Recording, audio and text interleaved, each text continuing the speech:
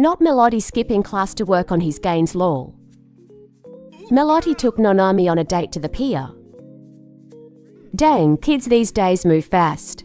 At least we don't have to worry about any ipsy babies. Dang, Melody, what did you do in there?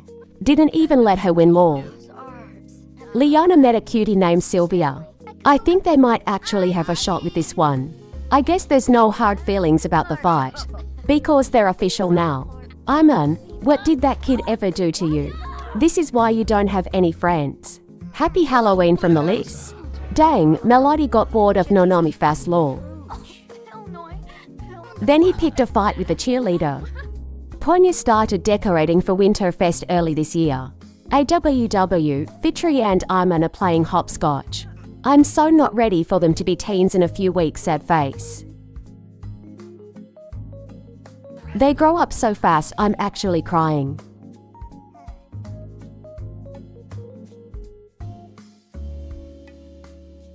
I hope any future partner of mine loves me like Ponya and Sophie love each other. Boy, if you don't put a shirt on. With Liana and Melody about a third of the way through their teen years, Sophie and Ponya gave them the talk. You're a little late, Ponya, but thanks. God, they're still so cute together. Melody, I swear to God. Happy Winterfest from Melissa. After presents, the kids went outside to have a snowball fight. Then it was time for dinner. Forever pushing the ham agenda because I hate turkey. It looks like Liana has one last Winterfest gift to give. Thanks for ruining the moment, Melody. Whatever, at least Liana and Sylvia are officially dating. One last moment to themselves after the kids are in bed.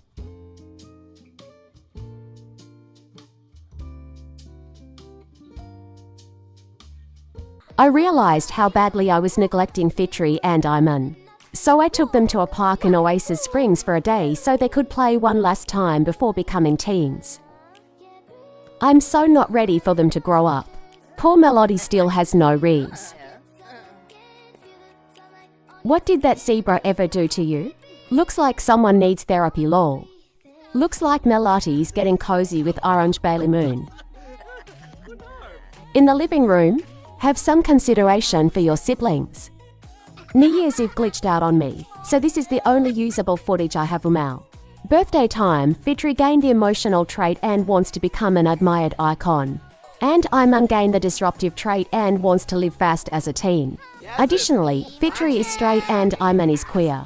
Happy birthday, kids. Everyone, wish them luck in high school.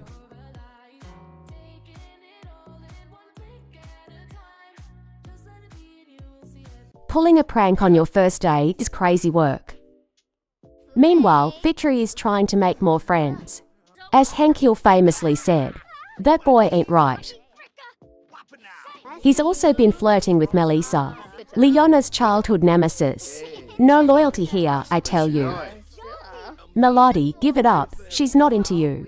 Girl, that's not how you get popular. Iman asked Melissa out on a dinner date. And she immediately asked to go back to Gibby Point. Dang, looks like he's got some moves. At least one of the Lee boys can lock a partner down. Liana's going to be furious though. One date and you want to be official. Maybe Iman needs to teach pickup classes. Easter rolled back around. And Sophie insisted that her kids invite their friends, partners over for the meal. Shooting your shot during Easter is wild, but at least it worked.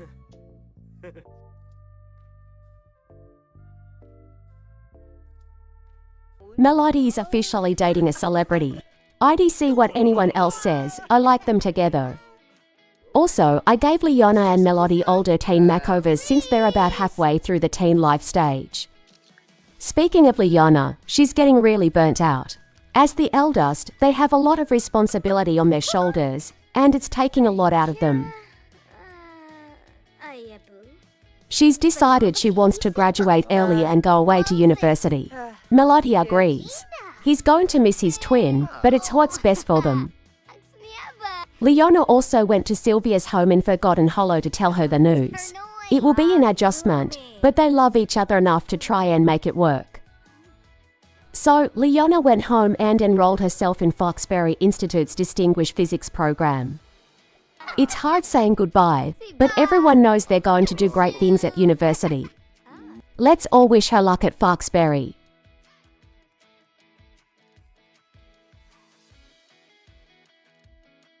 Leona spent the weekend before classes started getting to know Foxbury's campus.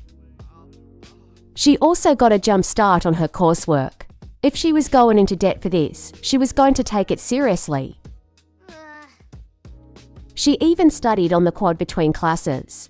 Once an overachiever, always an overachiever. After classes, they would go to the library to do research. Ponyo came by for a visit, so he and Leona watched a movie together. Leona is always going to be his baby, so he had to check on her. Of course, Leona finished her first term with a 4.0 GPA. Meanwhile, back in Jibby Point, the rest of the family was still trying to adjust to life without Leona in the house. Melody was taking it the hardest, since they were his twin. He was happy for her, but also missed her. So he started spending more time with Orange. I wonder if he knows his parents woohooed in that bush too? Wow, Fitri really slimmed down. I'm gonna miss her being chubby sad face.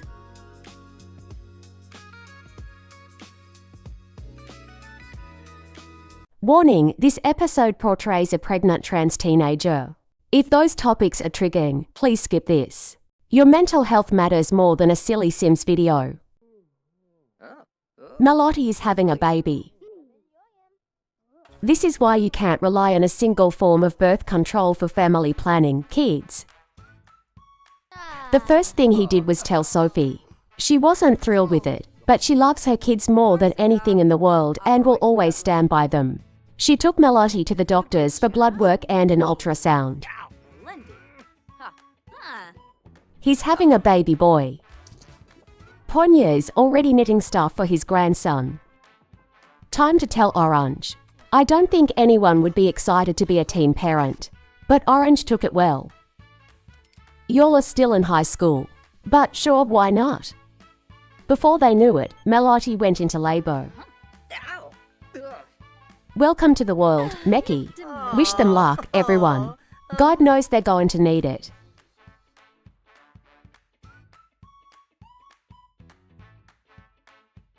While their twin was going through a teen pregnancy, Leona was studying her ** off at Foxbury. Living alone was weird. Her on-campus apartment was so quiet compared to the house in Jibby Point. She was glad she went to college early, but she felt lonely.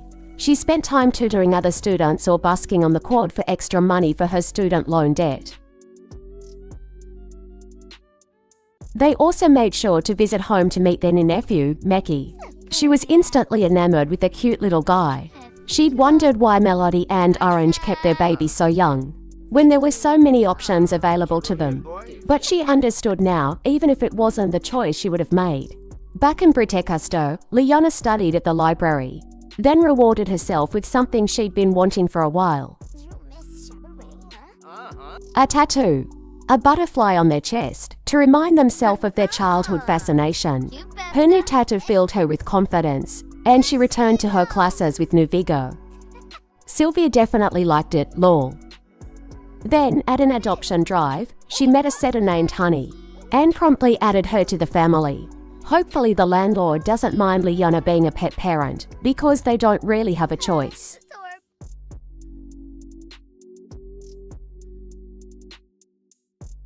Meki is an infant now, and the family adores him. This includes Orange, who's living with the list now, because telling his parents about Meki didn't go well. Now he's studying and working part-time, so he and Melody will be able to afford a nice place when he graduates. Additionally, Melody graduated high school early, so he could take care of Meki and not make his parents raise their grandson. Iman also finally found out how much Melissa and Leona hate each other, and he broke it off with Melissa, because family comes first in this house. Good riddance now. Ponyo and Sophie love being grandparents, and they absolutely adore Meki. Nobody can believe how fast he's growing up. Finally, Fitri is finally expressing interest in a guy, though I do question her taste.